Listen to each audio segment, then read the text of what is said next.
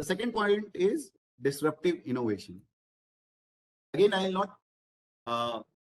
not read out everything and make it boring, but you can search this on the internet if you want. Just type disruptive innovation model, Harvard Business Review, you'll get this thing. You can read that whole article. It's very interesting. But the main crux or the matter or the learning from this is this, that you will see a pattern, and I'll share a few examples to make you understand that pattern.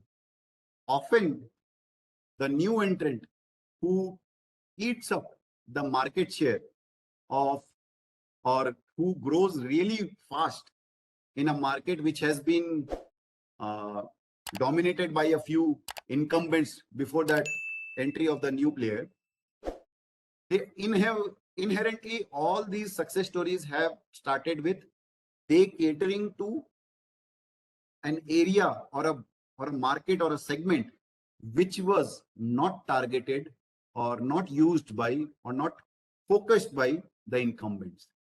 So let's look at a few of the examples.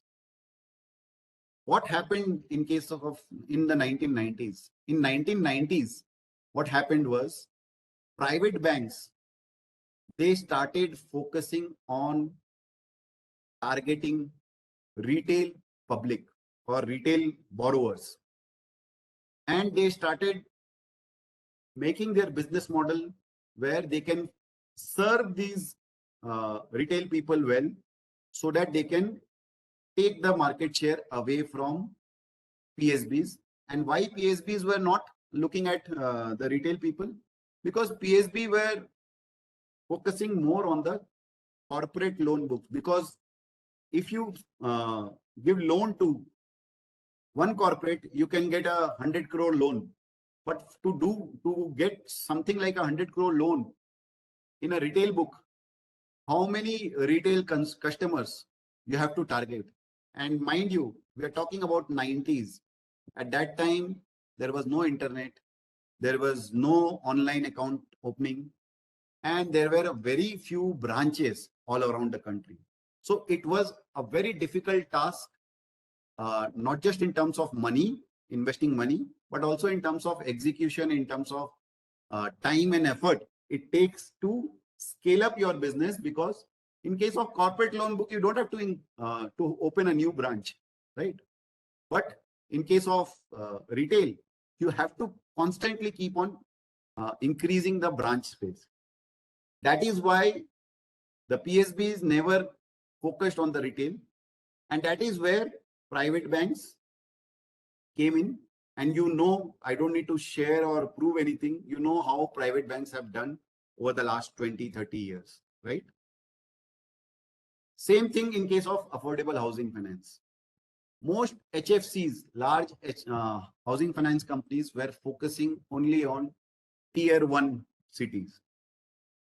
But in case of a few affordable housing finance companies, they focused only on towns or villages which were completely ignored by the large HFCs. So you can see the pattern in both the cases. You can see there was no competition. Actually, you were not competing with the incumbents. You started with a new market which was actually ignored, right? And again, the result is in front of us. How much growth you have seen in the affordable housing companies, how much and how good is their balance sheet. It's not just about growth. You can see the quality of growth as well. They have controlled the NPAs, and the quality of underwriting has also been good, right? That is taking the example from these two industries. Now you can see what Delhivery has done. Delhivery came at a time when all the other logistic players like Blue Dart and other players, they were focusing only on either consumers or businesses.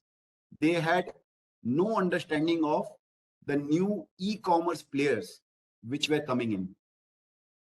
And in case of e-commerce player, it was not only about, like in case of a traditional business, it was only about delivering the package from one place to another, which was fairly simple.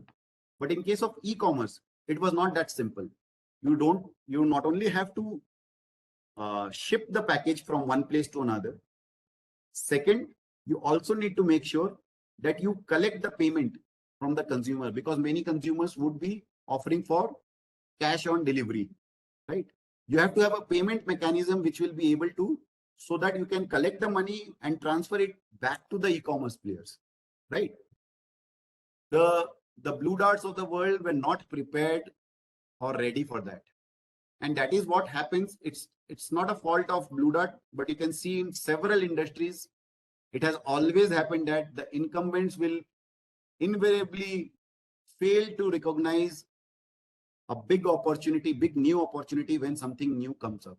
And that is where it creates an opportunity for a new player who can look at the whole industry with fresh eyes, right? And that is where Delhivery pitched in, and they garnered a lot of market share, and we'll cover in the subsequent slides how they have grown.